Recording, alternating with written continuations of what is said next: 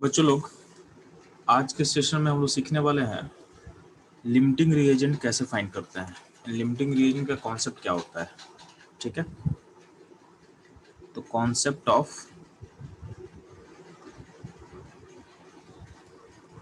Limiting reagent,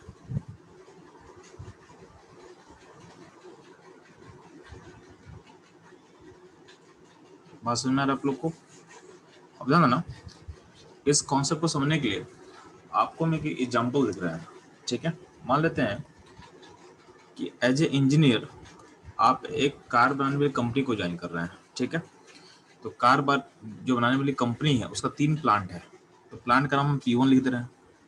तो plant P1 है, plant P2 है एंड प्लांट P3 है।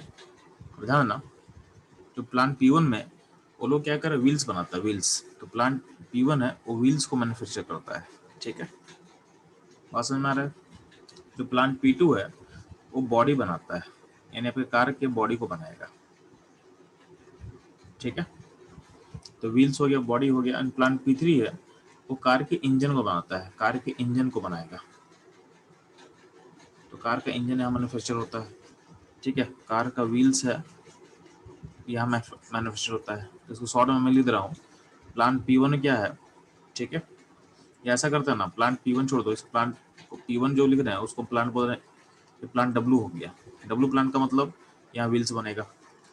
अगला प्लांट का नाम हम B कर दें, B मतलब यहाँ बॉडी बनाया जाएगा। और अगला प्लांट का नाम हम E कर दे रहे हैं, E मतलब यहाँ पे इंजन बनाया जा रहा है, यहाँ पे इंजन बनाया जा रहा है, ठीक है। अब ध्यान ना, आपको पर डे का, यानी पर डे हर प्लांट का कैपेसिटी पता है आपको, यानी पर डे प्लांट से कितना व्हील्स, कितना बॉडी, कितना इंजन बन रहा है आपको पता है, ठीक है। जैसे हम बता रहे हैं कि जो W प्लांट है वहाँ से पर डे 600 व्हील्स निकल रहा है बाहर, ठीक है। जो प्लांट P2 है, यानी प्लांट जो B है, वहाँ से पर डे 300 बॉडी निकल रहा है, ठीक है। और जो प्लांट E है वहाँ से इंजन निकलेगा, तो बोला गया कि यहाँ से 100 इंजन बाहर निकल रहा है, यहाँ पर 100 इंजन बाहर निकल रहा है, ठीक है। अब ध्यान देना, होता क्या है, इन प्लांट से जो भी निकल रहा है उसको असेंबल किया जाता है। तो आपके पास एक असेंबली यूनिट है, इसको हम A बोल रहे हैं, यहाँ पे असेंबली हो रहा है, यहाँ पे व्हील्स, बॉडी और इंजन को असेंबल करके यहाँ से आप कार बना रहे हो, यहाँ से आप कार बना के बाहर निकाल रहे हो, ठीक है। तो क्वेश्चन है कि आपका जो गोल है, आपका गोल है कि कार के नंबर को मैक्सिमाइज करना है, यानी प्लांट से जो पर डे कार निकलेगा उसका नंबर को मैक्सिमाइज करना है। तो पॉइंट है कि एज ए इंजीनियर आप जो रिसोर्सेज है किस प्लांट की तरफ मूव करोगे, ठीक है। तो मुझे आंसर चाहिए कि एज ए इंजीनियर अगर आपको कार का नंबर को मैक्सिमाइज करना है, ठीक है, तो आप रिसोर्सेज को किस प्लांट की तरफ मूव करोगे ताकि कार का नंबर मैक्सिमाइज हो सके। यानी आपका ऑर्डर क्या रहेगा, पहले फोकस किस प्लांट को पहले फोकस करोगे, प्लांट W को कि प्लांट B को कि प्लांट E को। आपको पहला फोकस कौन सा प्लांट होगा, फिर सेकंड फोकस कौन सा प्लांट होगा, लास्ट फोकस कौन सा प्लांट होगा, ठीक है।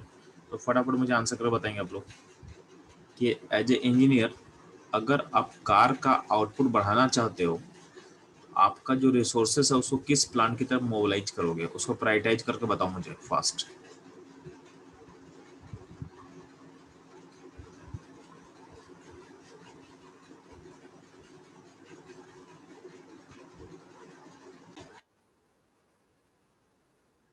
चलो, इस क्वेश्चन में अगर हम बोलते हैं प्रायोरिटी ऑर्डर आपको डिसाइड करना है कि किस प्लांट में आप रिसोर्स को मूव करोगे, तो ध्यान देना, आप देखो कि हर प्लांट से कितना आप कार मैक्सिमाइज कर सकते हो। तो आपको पता है कि आपको अगर एक कार बनाना है, आपको कार का बैलेंस इक्वेशन पता है, आपको कार का बैलेंस इक्वेशन पता है। तो बैलेंस जो रिलेशन है कार बनाने का वो क्या है, तो 4 व्हील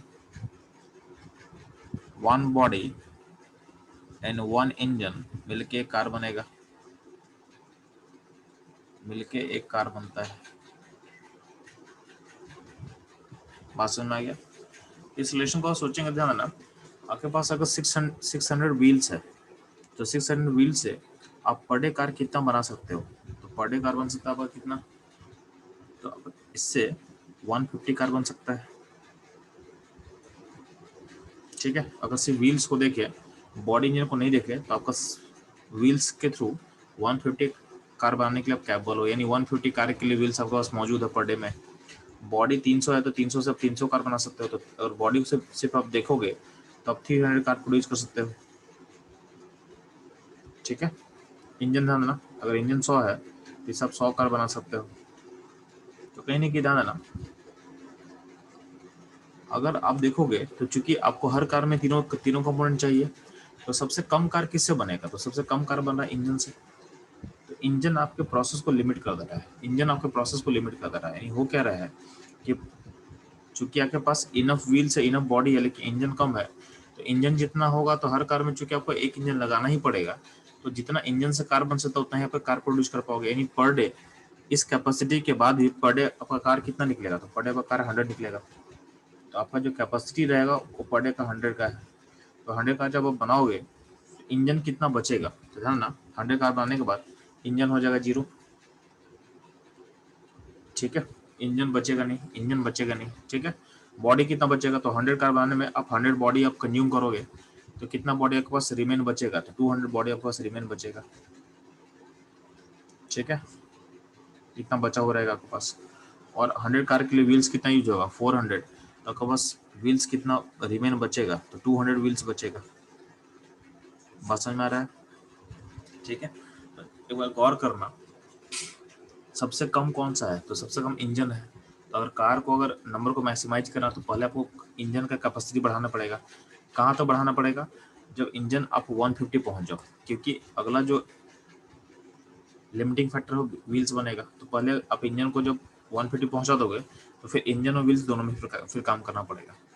तो यानी पहला फोकस मेरा क्या रहेगा? पहला फोकस मेरा इंजन रहेगा, फिर फोकस होगा व्हील्स। यानी पहला focus engine, second focus wheel, और थर्ड फोकस क्या होगा? बॉडी होगा। ठीक है, यानी बॉडी से लास्ट में प्रायोरिटी में रहेगा, क्योंकि बॉडी इनफ बन रहा है, बॉडी के पास इनफ बन रहा है। तो जब तक हम बॉडी के इक्विवेलेंट हम नहीं पहुंच जाए तब तक क्या होगा? बॉडी पे हमको फोकस करने की जरूरत नहीं था। ठीक है, अब ध्यान ना, इस क्वेश्चन में आपको समझ में आ जाएगा कि कार बनाने का प्रोसेस को लिमिट कौन कर रहा है, कंट्रोल कौन कर रहा है। आपको दिख रहा होगा इस कैपेसिटी पे आपका जो इंजन है, इंजन आपके कार बनाने के प्रोसेस को कंट्रोल कर रहा है। यानी जितना इंजन उतना ही कार बनेगा। तो जो भी कंपोनेंट आपके प्रोसेस को कंट्रोल करता है, यानी जो भी चीज आपके प्रोसेस को कंट्रोल करेगा, यानी आपके प्रोसेस को लिमिट करेगा उसको, या फिर जो पूरे प्रोसेस में कंज्यूम हो जाए। आप देखोगे जब कार बनाने के बाद आपका इंजन कितना बच रहा है? इंजन बचा 0, यानी इंजन फुल्ली कंज्यूम हो जा रहा है। तो जो भी कंपोनेंट आपके प्रोसेस को कंट्रोल करता है या फिर लिमिट करता है या फिर फुल्ली कंज्यूम हो जाएगा, फुल्ली कंज्यूम हो जाएगा प्रोसेस में, उसको बोलते हैं हम लोग लिमिटिंग रिएजेंट, उसको बोलते हैं लिमिटिंग रिएजेंट। ठीक है, तो फिर से मैं बता रहा हूँ, जो जो भी कंपोनेंट आपके प्रोसेस को कंट्रोल करेगा या फिर लिमिट करेगा या फिर प्रोसेस में फुल्ली कंज्यूम हो जाएगा, उसको हम बोलते हैं लिमिटिंग रिएजेंट, उसको बोलेंगे हम लिमिटिंग रिएजेंट बोलते हैं। ठीक है, अब ध्यान ना, इस पूरे सिचुएशन में आपका जो बॉडी था और जो आपका व्हील्स है, ठीक है, बॉडी व्हील्स कहीं ना कहीं क्या हो रहा है? कुछ ना कुछ अमाउंट बच जा रहा है। ठीक है, तो बॉडी व्हील्स आपको हो जाएगा एक्सेस रिएजेंट। ठीक है, एक्सेस रिएजेंट, यानी प्रोसेस होने के बाद भी एक कुछ ना कुछ बच जाएगा। और आपका जो इंजन हो जाएगा इस सिचुएशन में, इंजन हो जाएगा लिमिटिंग रिएजेंट।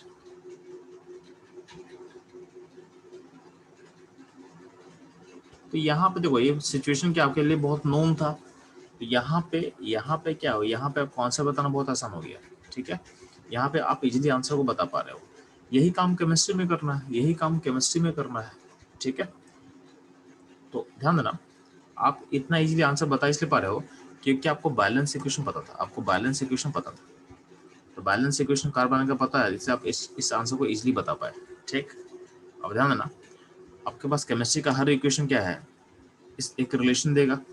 ठीक है, तो जब भी केमिस्ट्री में हम स्टोइकोमेट्रिक कैलकुलेशन करते हैं तो हम लोग देखते हैं कि मेरा कौन सा जो रिएक्टेंट है वो लिमिटिंग होगा। ठीक है, जो लिमिटिंग होगा उसी के अकॉर्डिंग हम कैलकुलेशन करते हैं। जैसे यहाँ ध्यान दें, यहाँ पे कैलकुलेशन का डिसाइडिंग फैक्टर किससे हम लोग किए थे? तो डिसाइडिंग फैक्टर था इंजन, क्योंकि इंजन लिमिटिंग था। ठीक है, तो जो लिमिटिंग होता है उसी को लेके हम कैलकुलेशन करते हैं। ठीक है, एक्सक्यूज मी सर, हाँ बोलो रिश्ता बच्चा। सर लिमिटिंग रीजन का एग्जैक्ट डेफिनेशन क्या लिखना होगा फिर? एक डेफिनेशन में बता दूंगा, अभी आप समझो आराम से, ठीक है। एग्जैक्ट ओके डेफिनेशन क्या होगा आपको नोट्स में मिल जाएगा, नोट्स में मिल जाएगा तो आपको एनसीईआरटी में बता दूंगा एग्जैक्ट डेफिनेशन क्या लिखना आपको, ठीक है। Okay sir. अभी क्लासेस में जो बता रहा हूँ आपको सिंप्लीफाई करके बता रहा हूँ ताकि आप उसको इजीली दिमाग में रिलेट कर पाओ, ठीक है। Yes sir. स्कूल में जो है ना, स्कूल में आपको एग्जैक्ट एनसीईआरटी का कॉपी करना आपको, ठीक है। क्योंकि एनसीईआरटी का जो लाइंस है वो आपके स्कूल टीचर उसको याद रखते हैं, ठीक है। तो मैं भी कुछ नहीं यस लिखा हूँ, मैं एनसीईआरटी का लाइंस है उसको मैं आपको बता दूंगा, उसको याद कर लेना आपको, ठीक है। Yes sir. स्कूल में एनसीईआरटी को फॉलो करना है, ठीक है, और कुछ नहीं करना है, ठीक है। ध्यान देना। तो ये रहा आपका, आपको समझ में आ चुका है लिमिटिंग रेंज किसको बोलते हैं। अब ध्यान देना, लिमिटिंग रीजन को के न्यूमेरिकल को हम सॉल्व कैसे करेंगे, उसका स्टेप्स क्या होना चाहिए। तो आपके नोट्स में कुछ स्टेप्स लिखा हुआ है, ध्यान से देखना। तो जब भी कोई आपके क्वेश्चन में लिमिटिंग रीजन फाइंड करना होगा तो ध्यान देना, या लिमिटिंग रीजन पे बेस्ड बेस्ड क्वेश्चन आपको सॉल्व करना होगा, तो देखो आपका अप्रोच कैसे रहेगा, ठीक है। तो how to find limiting reason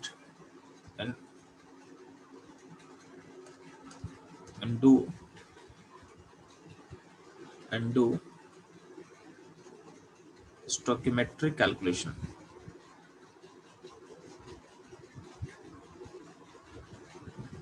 ध्यान देना, जो सबसे पहला आपका स्टेप होना चाहिए, तो सबसे पहला स्टेप आपको होना चाहिए, आप लिखोगे सबसे पहला स्टेप क्या बोला गया, राइट बैलेंस इक्वेशन। बिना बैलेंस इक्वेशन का आपको आगे नहीं प्रोसीड करना है। तो पहला स्टेप क्या होगा, राइट बैलेंस इक्वेशन। तो आपके सामने जो कार वाला एग्जांपल हो मैं लिख के दे दिया हूँ, ठीक है। सिंपलेस्ट एग्जांपल से मैं समझा देता हूँ, वही एग्जांपल को आपको कोरिलेट कर देना है रिएक्शंस में, ठीक है। तो आपके सामने कार बनाने का बैलेंस इक्वेशन दे दिया है कि 4 व्हील 1 इंजन 1 बॉडी मिलकर एक कार बनेगा, ठीक। अब क्या होगा, सेकेंड स्टेप क्या होगा, convert given data into moles. मान लेते हैं मोल्स यानी नंबर, ठीक है। तो जो भी डेटा दिया रहेगा तो उसको नंबर में चेंज करना है। क्यों चेंज करना नंबर में, तो हम लास्ट क्लास में सीख चुके हैं कि आपका जो बैलेंस इक्वेशन होता है वो different component of the reaction को नंबर्स में लिंक करता है, ठीक है, नंबर्स में लिंक करता है। तो नंबर्स में जब लिंक कर रहा है रिएक्शन, तो आपको नंबर्स पता होगा तो लिंक करना आसान हो जाएगा, ठीक है। जब बैलेंस इक्वेशन नंबर के बीच का रिलेशन है तो हमको अगर नंबर पता रहे तो बाकी को लिंक करना आसान हो जाएगा। इसलिए मेरा पॉइंट है कि जो भी गिवन डेटा होगा उसको आप नंबर में चेंज करोगे। किस में चेंज करोगे, आप लोग उसको नंबर में चेंज करोगे, ठीक है। नंबर, और केमिस्ट्री का जो नंबर होता है उसको मोल बोलते हैं। केमिस्ट्री में जो नंबर होता है उसी को हम क्या बोलते हैं, मोल बोलते हैं, ठीक है। तो इसलिए मैं बोल रहा हूँ convert given data into moles, ठीक है। तो जब भी हम लोग केमिकल कैलकुलेशन करते हैं तो केमिकल कैलकुलेशन का जो नंबर होता है उसको मोल बोल सकते हो आप, ठीक है। तो जो भी डेटा होगा उसको आप कहाँ चेंज करोगे, मोल में चेंज करोगे, ठीक है। तो यहाँ पे चूंकि कार वाले एग्जाम्पल में सिंपल था तो इसमें नंबर को नंबर बना देते हैं, ठीक है। तो नंबर है तो नंबर में रहने दो। बट अगर मान लेते हैं कि आप केमिस्ट्री में काम कर रहे हो तो आप क्या करना, उसको मोल में चेंज कर लेना, ठीक है। तो वहाँ पे मोल में लेके काम करोगे, ठीक है। केमिस्ट्री में जो मोल है वही नंबर के इक्विवेलेंट होता है, इसी दिमाग में से सेट रखना आपको, ठीक। और ध्यान देना, यहाँ पे आपके बैलेंस इक्वेशन में एक तो बैलेंस, देखो बैलेंस इक्वेशन को नंबर से कोई मतलब नहीं है। बैलेंस इक्वेशन बस होता क्या है कि इसको आपस में रिलेशन बता रहा है, आपस में रिलेशन हो क्या है वो समझा रहा है आपको बैलेंस इक्वेशन, ठीक है। अब जो गिवन नंबर है उसे बैलेंस इक्वेशन को मतलब नहीं है। बैलेंस इक्वेशन बस क्या कर रहा है, आपके डिफरेंट कंपोनेंट के बीच में रिलेशन क्या होगा वो आपको बताता है बैलेंस इक्वेशन। बैलेंस इक्वेशन को हम लोग जो दे रहे हैं यानी हम जो सप्लाई कर रहे हैं उससे मतलब नहीं है। बैलेंस इक्वेशन क्या है, जो गिवन कंपोनेंट है वो आपस में कैसे रिलेटेड है वो हमको इन्फॉर्मेशन देगा, बस इतना ही चीज है, ठीक है। तो ये बैलेंस इक्वेशन था। अब मान लेते हैं कि हम व्हील्स का नंबर 1000 कर रहे हैं, इंजन का नंबर 100 कर रहे हैं, बॉडी का नंबर 150 कर रहे हैं, ठीक है। अब बोला गया कि कितना कार बनेगा बताना है मेरे को, ठीक है। और जो लिमिटिंग है उसको बताओ, जो लिमिटिंग है उसका पता करो, कार कितना बनेगा वो मेरे को बताना है। और जो एक्सेस में है, जो आपका एक्सेस है वो कितना बचेगा, ठीक है। अब ध्यान देना, अब होता क्या है, तो ध्यान दोगे हम लोग अगला स्टेप में क्या करेंगे, ये जो बैलेंस इक्वेशन का जो कोफिशिएंट दिख रहा है आपको ना, उसको गिवन नंबर्स में डिवाइड कर देना। इससे क्या होगा ना, तो अगर मान लेते हैं कि व्हील्स के पास 4 है कोफिशिएंट, इन जो यहाँ पे बैलेंस का कोफिशिएंट है उसको यहाँ डिवाइड कर दोगे, यहाँ यानी इसके पास व्हील्स का नंबर 1000 दिया हुआ है तो 1000 को 4 से डिवाइड कर दोगे, ठीक है। इंजन के पास कोफिशिएंट में क्या है 1 है, तो 1 को 100 में डिवाइड कर दोगे, यानी 100 को 1 से डिवाइड कर देना, ठीक है।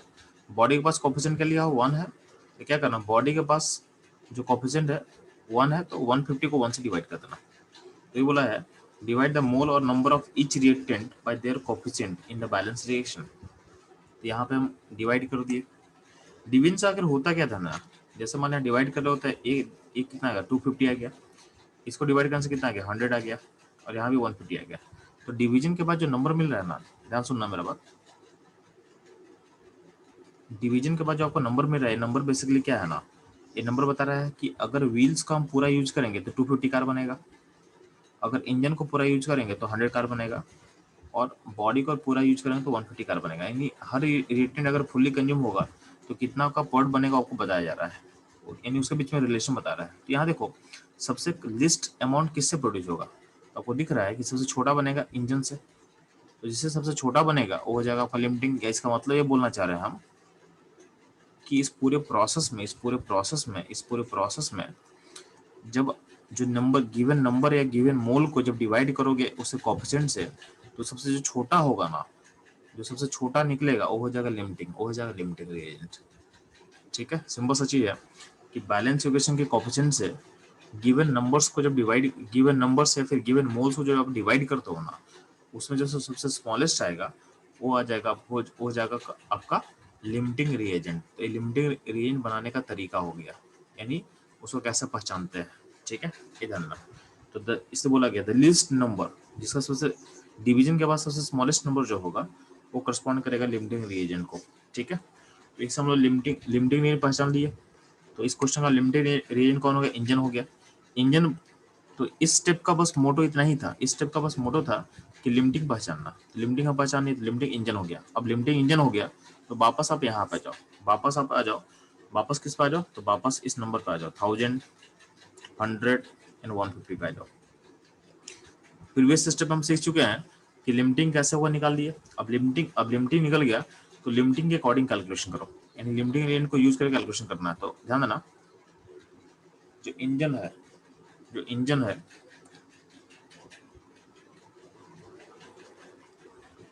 चेक, तो ध्यान सुनना, जो इंजन है लिमिटिंग है, तो अगर वन इंजन अगर कंज्यूम होगा तो एक कार बनेगा, तो इंजन के पास 100 है, तो 100 से कितना कार बनेगा, तो 100 से 100 कार बनेगा, तो कार का नंबर कितना निकल गया, 100 निकल गया, ठीक।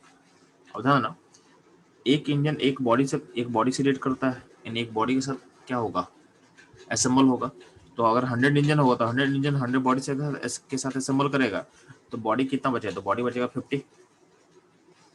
और ध्यान ना, एक इंजन 4 व्हील के साथ क्या करता है, कंबाइन करता है, तो 100 अगर इंजन होगा तो कितने व्हील के साथ कंबाइन करेगा, 400, क्या होगा 400, तो बचेगा कितना, तो बचेगा वो 600 बचेगा, 600 बचेगा, तो 650, ठीक है, ये ध्यान देना 650, यानी आपका व्हील जो है, व्हील 600 बचेगा और बॉडी 50 बचेगा, और इंजन 0 होगा, इंजन फुल्ली कंज्यूम हो जाएगा, इंजन फुल्ली कंज्यूम होगा, और कार आपका 100 बनेगा, ठीक है। तो इस तरीके से आप क्या कर सकते हो, कैलकुलेशन करोगे, यानी लिमिटिंग रिएजेंट को लेके आपको कैलकुलेशन करना है। बात समझ में आ गया, ठीक है। उसके बाद क्या करेंगे हम लोग, तो आप लोगों को सबका क्या निकले, सबका नंबर मिल गया आपको। जैसे बोला गया है do all calculation using limiting reagent, ठीक है।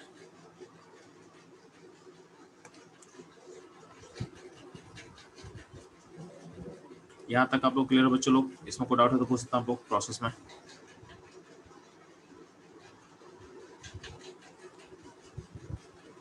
No sir. कोई डाउट नहीं आप लोग प्रोसेस में, ठीक है।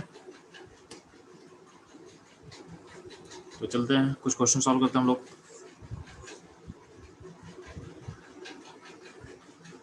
यहाँ पे कुछ क्वेश्चन दिया बच्चों लोग, फाइंड लिमिटिंग रिएजेंट, ठीक है। तो find limiting reagent and amount of product form and access reagent left, ये तीनों चीज पता करना है इन ईच केस, ठीक है। तो ध्यान देना, आपके सामने एक बैलेंस इक्वेशन लिया हुआ है वाटर के फॉर्मेशन का। तो वाटर फॉर्म करता है 2H2 + O2 = 2H2 में, तो बैलेंस इक्वेशन दिया हुआ है और हर केस में क्या है, इसमें आपके पास 5 सिचुएशन है, मतलब हमें 5, इसको 5 केस लिया गया आपके पास, ठीक है। हर केस में कुछ ना कुछ आपको बताया हुआ है। तो यहाँ पे पहले केस में H2 का 2 मोल है, O2 का 3 मोल है। तो आपको पता करना है दोनों लिमिटिंग कौन होगा, फिर वाटर कितना बनेगा, ठीक है, और जो बचेगा कितना बचेगा ये निकालना है। तो हर केस में आपको निकालना है, ठीक है। यहाँ टोटल 5 केस है, 5 केस में आप बताओगे मेरे को। तो जल्दी से आप लोग क्वेश्चन सॉल्व करेंगे आप लोग।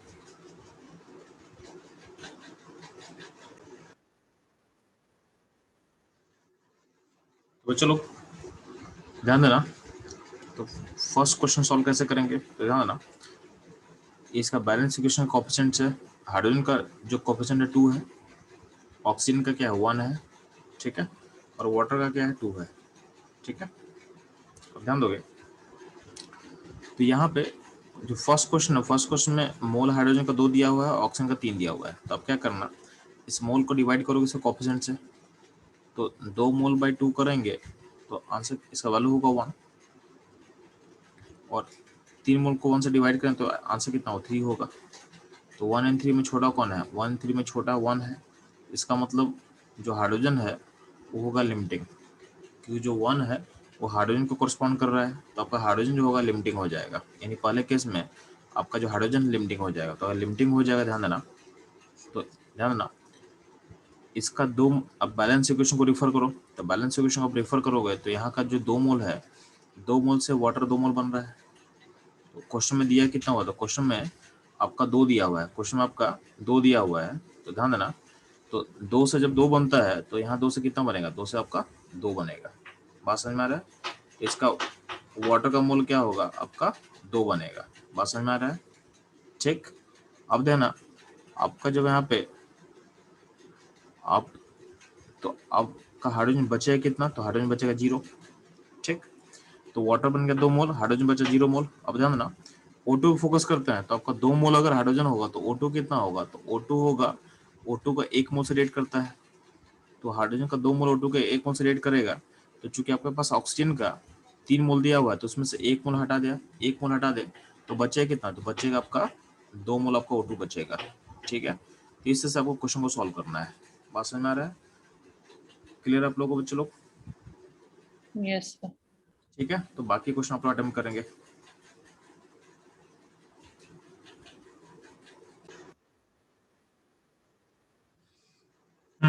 बच्चों लोग सेकंड क्वेश्चन में ध्यान देना। जो सेकंड क्वेश्चन है उससे आप लोग का अप्रोच क्या रहेगा, तो फिर से आप क्या करो, डिवाइड करो कोएफिशिएंट से। 5/2 होगा, यहाँ पे क्या होगा 7 होगा। तो स्मॉलेस्ट कौन होगा, स्मॉलेस्ट होगा 5/2। इसका मतलब आपका जो हाइड्रोजन है वो लिमिटिंग होगा। तो सेकंड केस का भी लिमिटिंग रीजन कौन होगा, तो हाइड्रोजन इज लिमिटिंग। अब ध्यान देना, अब कैलकुलेशन में हाइड्रोजन के मोल को हम यूज करने वाले हैं। आपके कैलकुलेशन में हम हाइड्रोजन के मोल को यूज करने वाले हैं। तो अगर देखोगे 2 मोल से 2 मोल बनता है, तो हाइड्रोजन का मोल कितना दिया, 5 दिया हुआ है, 5 से 5 बनेगा, यानी वाटर यहाँ पे 5 मोल प्रोड्यूस होगा, और आपका हाइड्रोजन कितना 0 बचेगा, ठीक। अब देखोगे 2 मोल से ऑक्सीजन का 1 मोल रिएक्ट करता है, तो जितना मोल होगा हाइड्रोजन का उसका हाफ रिएक्ट करेगा। तो अगर 5 मोल होगा हाइड्रोजन का, तो O2 कितना रिएक्ट करेगा, तो O2 5/2 रिएक्ट करेगा, तो बचेगा कितना, 5/2 मतलब 2.5 रेट करेगा। तो कितना O2 बचेगा, तो O2 बचेगा आपके पास, यानी O2 जो एक्सेस बचेगा वो कितना बचेगा, तो 4.5 मोल बचेगा। तो इतना O2 क्या होगा बचेगा। ये होगा आपका सेकंड क्वेश्चन, ठीक है। तो वाटर कितना प्रोड्यूस होगा 5 मोल, आपका O2 बचेगा कितना 4.5 मोल बचेगा, और आपका जो हाइड्रोजन है वो 0 हो जाएगा। क्या हो जाएगा, 0 हो जाएगा, ठीक है। ये ध्यान देना आपको, ठीक है।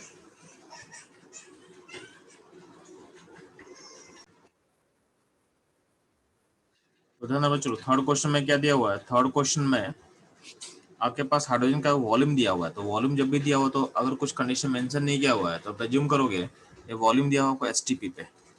इस वॉल्यूम को चेंज कर लो मोल में। मैं क्या बोला हूँ, जो भी चीज दिया रहेगा उसको मोल में चेंज करोगे, तो इसको मोल में जब चेंज करोगे तो कितना होगा, इसका ये हो जाएगा 1 मोल, ये हो जाएगा 1 मोल। तो हाइड्रोजन 1 मोल है और ऑक्सीजन कितना मोल है, 3 मोल है। तो फिर से लिमिटिंग जब डिवाइड करोगे तो आपको पता चल जाएगा, फिर से लिमिटिंग क्या होगा, हाइड्रोजन लिमिटिंग होगा। तो हाइड्रोजन अगर लिमिटिंग होगा तो ध्यान देना 2 मोल से 2 मोल बनता है, बैलेंस इक्वेशन का कोएफिशिएंट देख रहे हो आप। तो अगर आपका हाइड्रोजन 1 मोल होगा तो वाटर भी 1 मोल प्रोड्यूस होगा। अब ध्यान देना 2 मोल से कितना रेट करता है ऑक्सीजन का, 1 मोल रेट करता है। तो अगर 1 मोल होगा ऑक्सीजन का, सॉरी, और हाइड्रोजन का अगर 1 मोल होगा तो कितने मोल से रेट करेगा, O2 के हाफ मोल से रेट करेगा। तो हाफ मोल से अगर रेट करता है तो बचेगा कितना, हाफ मतलब 0.5, तो बचेगा कितना, तो 2.5 मोल O2 का बचेगा। तो O2 एक्सेस रिएजेंट है, उसका 2.5 मोल बचेगा सिस्टम में, और हाइड्रोजन का मोल कितना होगा, 0 बचेगा। ठीक है, वो फुल्ली कंज्यूम हो जाएगा। तो ये होगा आपका थर्ड क्वेश्चन। फोर्थ क्वेश्चन पे फोकस करने पे चलो। तो फोर्थ क्वेश्चन ध्यान देना, फोर्थ क्वेश्चन में हम क्या दिए आपको, वेट दिए हुए हैं। तो क्या बोला गया है, आप वेट को पहले चेंज करोगे मोल में। कोई भी चीज दिया होगा आपको क्या करना है, आपको मोल में कन्वर्ट करना है, आपको मोल में कन्वर्ट करना है। ठीक है, इसका क्या हो जाएगा, ये हो जाएगा 5 मोल। ठीक है, तो H2 हो गया 5 मोल, और O2 कितना हो जाएगा, O2 हो जाएगा 2 मोल।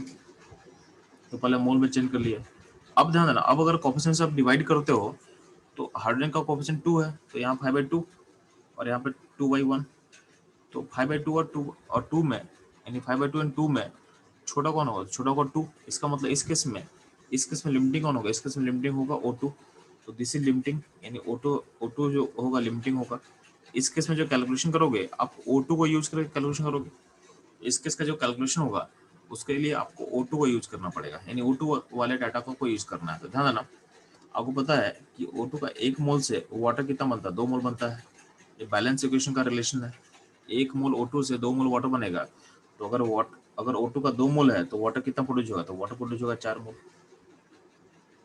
4 मोल प्रोड्यूस होगा। ठीक है, सिमिलरली ध्यान देना, और O2 का 1 मोल हाइड्रोजन के 2 मोल से रेट करता है। तो अगर O2 का 2 मोल होगा तो हाइड्रोजन के 4 मोल से रेट करेगा। तो 4 मोल से रेट करेगा तो आपके पास हाइड्रोजन बचेगा कितना, अगर हाइड्रोजन बचेगा तो 4 मोल अगर हाइड्रोजन का रेट हुआ तो बचेगा कितना, तो बचेगा आपका 1 मोल बचेगा। क्या होगा, 1 मोल आपका हाइड्रोजन बचेगा, और O2 कितना बचेगा, 0 बचेगा। ठीक है, ये ध्यान देना। ये हो गया फोर्थ क्वेश्चन। हम लोग फिफ्थ क्वेश्चन को देखते थे आंसर। तो फिफ्थ क्वेश्चन में ध्यान देना,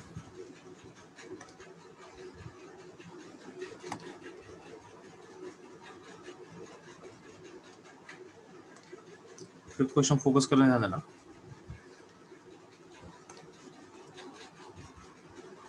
तो फिफ्थ क्वेश्चन में डाटा एसटीपी पे मान ले, इसको वॉल्यूम दिया हाइड्रोजन का 2.4 दिया हुआ है। इससे मोल कितना मिलेगा, इससे मोल बनेगा 1, और 32 ग्राम O2 से कितना मोल बनेगा, इससे मोल बनेगा 1। अब अगर बैलेंस इक्वेशन कोएफिशिएंट आप डिवाइड करते हो तो ये हो जाएगा 1/2, ये हो जाएगा 1। तो छोटा कौन हो रहा है, तो छोटा हो रहा है हाइड्रोजन वाला डाटा। ठीक है, इसका मतलब आपका जो हाइड्रोजन है लिमिटिंग होगा, हाइड्रोजन क्या होगा, लिमिटिंग होगा। अब हाइड्रोजन लिमिटिंग को ध्यान देना, तो आपका 2 मोल हाइड्रोजन से वाटर 2 मोल बनता है। तो अगर 1 मोल हाइड्रोजन होगा तो इससे वाटर कितना बनेगा, तो वाटर बनेगा 1 मोल, 1 मोल वाटर प्रोड्यूस होगा। ठीक है, और हाइड्रोजन कितना बचेगा, 0 बचेगा। अब ध्यान देना, जब 2 मोल हाइड्रोजन होता है तो ऑक्सीजन के 1 मोल से रेट करता है। ये बैलेंस इक्वेशन का रिलेशन बता रहा है मेरे को। तो अगर आपका 1 मोल हाइड्रोजन होगा तो ऑक्सीजन के हाफ मोल से रेट करेगा। तो हाफ मोल से रेट करेगा तो बचेगा कितना, तो बचेगा हाफ मोल बचेगा। तो आपका हाइड्रोजन 0 बचेगा, ऑक्सीजन हाफ मोल बचेगा, और वाटर 1 मोल प्रोड्यूस होगा।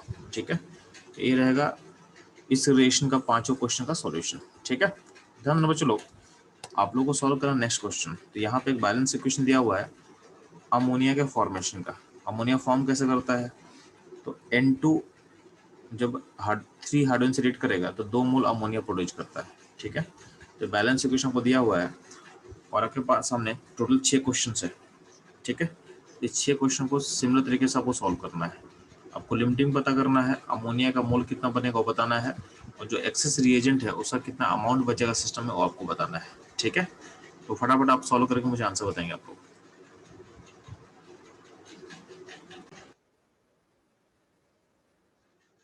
बच्चों लोग चलते हैं इससे सॉल्यूशन पे हम लोग फोकस करते हैं। तो फर्स्ट क्वेश्चन में ध्यान देना, फर्स्ट क्वेश्चन लिमिटिंग आपको दिख रहा होगा, हाइड्रोजन लिमिटिंग होगा। ठीक है, अब ध्यान देना, आप बैलेंस इक्वेशन के रिलेशन से क्या बोल सकते हो कि 3 मोल हाइड्रोजन से आपका अमोनिया बनता है 2 मोल। ठीक है, तो 3 से बनता है 2, इसका मतलब अगर 1 मोल होगा अगर हाइड्रोजन का, तो मोल बनेगा 2/3 बनेगा। इसका मतलब क्योंकि क्वेश्चन में आपका 1 मोल हाइड्रोजन है तो उससे कितना मोल बनेगा अमोनिया का, तो 2/3 आपका आंसर होगा। ठीक है। एक्सेस कौन होगा? एक्सेस होगा नाइट्रोजन। कितना बचेगा नाइट्रोजन ध्यान रखना। तो 3 मोल से आपका नाइट्रोजन 1 मोल रिएक्ट करता है। 1 मोल से कितना रिएक्ट करेगा? 1 मोल से 1/3 मोल रिएक्ट करेगा। 1/3 मोल रिएक्ट करेगा। तो नाइट्रोजन का चूंकि 1 मोल दिया हुआ था, तो 1 में से आप 1/3 को माइनस कर दो, तो बचेगा कितना? तो बचेगा 2/3, यानी आपका नाइट्रोजन एक्सेस रिएजेंट है जो कि 2/3 मोल बचेगा, 2/3 मोल बचेगा। ठीक है, ध्यान देना। ये फर्स्ट क्वेश्चन का सॉल्यूशन होगा। ठीक है, अब सेकंड क्वेश्चन मूव करते हैं। तो सेकंड क्वेश्चन में ध्यान दोगे, फिर से आपका लिमिटिंग रिएजेंट क्या होगा? तो फिर से हाइड्रोजन होगा। अब देखोगे 8/3, 8 को डिवाइड करो 3 से और 5 को डिवाइड करो 1 से, तो छोटा कौन होगा? 8/3 छोटा होगा। तो हाइड्रोजन में लिमिटिंग होता है, ध्यान देना। 3 मोल से अमोनिया बनता है 2 मोल, तो अगर 8 1 मोल से कितना हो? 2/3, 8 मोल से कितना होगा? तो 2/3 इंटू 8, इतना मोल आपका अमोनिया प्रोड्यूस होगा। ठीक है, यानी हो जाएगा 16/3 मोल। ठीक, और ध्यान ना, बात करते हैं नाइट्रोजन कितना बचेगा। तो आपके हाइड्रोजन जो है 3 मोल से 1 मोल नाइट्रोजन रेट करता है। 1 मोल से कितना करेगा? 1/3 करेगा। तो 8 मोल से कितना करेगा? तो 8 मोल से 8/3 करेगा। तो आपका नाइट्रोजन 8/3 रेट करने वाला है। तो 5 में से 8/3 माइनस कर दे। ठीक है, तो बचेगा कितना? तो बचेगा 7/3। तो आपका नाइट्रोजन 7/3 बचेगा, 7/3 बचेगा। ठीक है, ये ध्यान देना। नेक्स्ट हमारा फोकस आएगा, ध्यान देना।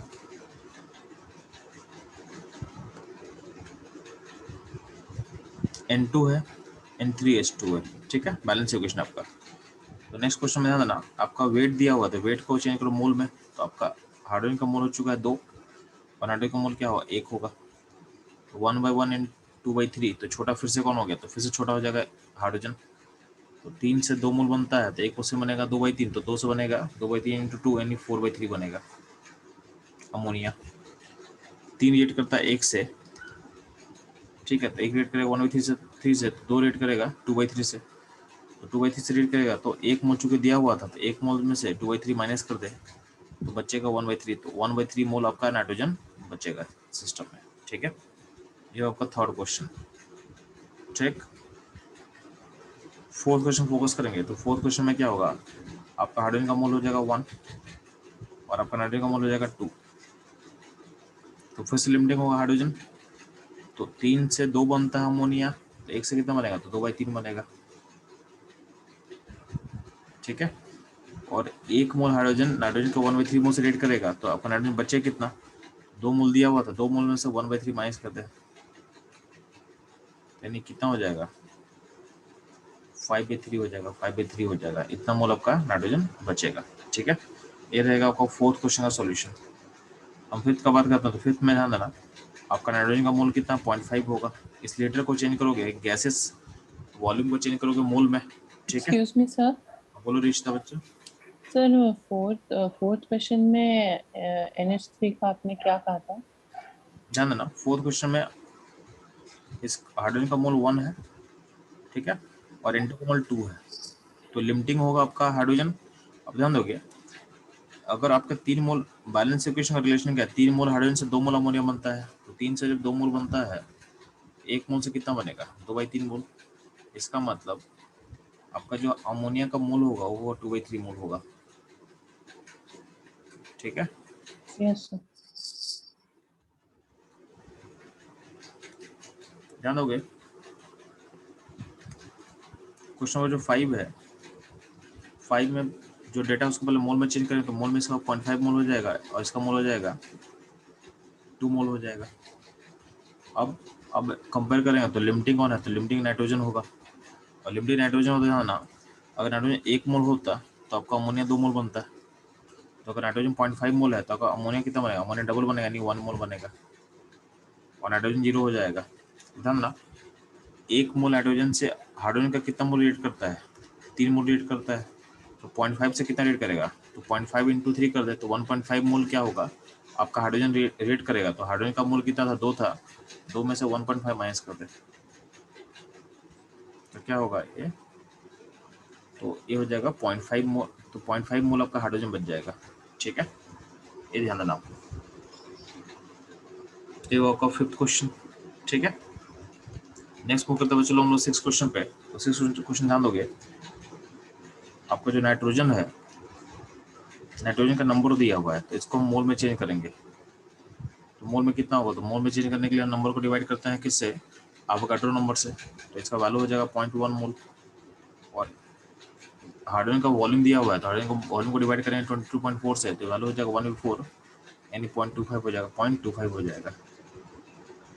अब इस मोल को इस कोफिशिएंट से डिवाइड करो, तभी आपको छोटा कौन दिखेगा, तो 0.25/3 छोटा आपको दिखेगा, 0.25/3 आपको छोटा दिखेगा। यानी इस केस में भी आपका जो हाइड्रोजन होगा लिमिटिंग हो जाएगा, आपका हाइड्रोजन क्या होगा, लिमिटिंग हो जाएगा। ठीक है, तो हम सारा कैलकुलेशन हाइड्रोजन के अकॉर्डिंग करने वाले हैं। ध्यान देना, अगर हाइड्रोजन पॉइंट अगर, तो आपका अमोनिया कितना बनेगा, तो अमोनिया बनेगा 2/3 इंटू 1/4, यानी 1/6 मोल बनेगा आपका अमोनिया। बात समझ में आ गया। सिमिलरली आपका नाइट्रोजन जो है कितना बचेगा, तो ध्यान देना 1/0.1 में से हमको माइनस करना होगा 0.25/3, इतना माइनस करना पड़ेगा। ठीक है, इतना अमाउंट ऑफ नाइट्रोजन रिएक्ट करेगा, कितना रिएक्ट करेगा, तो 0.25/3 अमाउंट रिएक्ट करने वाला है। तो 0.1 में से इतना माइनस कर दोगे, तो जो अमाउंट लेफ्ट होगा आपको मिल जाएगा। ठीक है, इसमें कोई डाउट हो चलो आप लोगों को, यानी डाउट नहीं यहाँ तक में। आर्या, रिद्धि को डाउट बचा आप लोग को यहाँ पे तक में। आशी, नो सर। डाउट नहीं आप लोग को यहाँ तक में, ठीक है।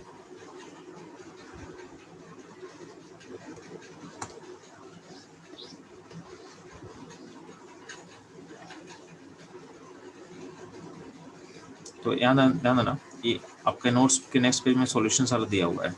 ठीक है, सारे क्वेश्चन का सॉल्यूशन आपको दिया हुआ है। ठीक है, मे भी सॉल्यूशन कहीं कहीं रॉन्ग हो सकता है, तो आप अपने कॉन्सेप्ट पर जो सीखे उसको आप यूज करोगे। ठीक है,